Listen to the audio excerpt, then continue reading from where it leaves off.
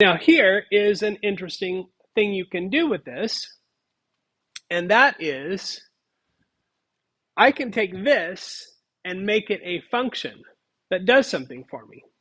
So let's say my original image file is called img.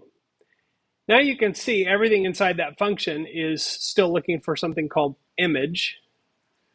But if I say def filter 1 and I say it's going to take an image like that, and then all of this inside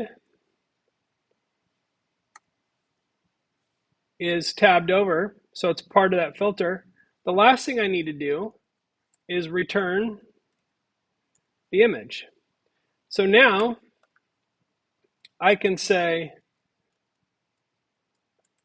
if I want, image equals filter1 image, and then I can do image1 show,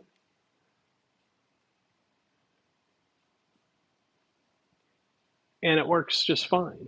Because what's happening is I'm passing this an image, and then it's doing all the things to that image and putting it back together, and then it's returning that image.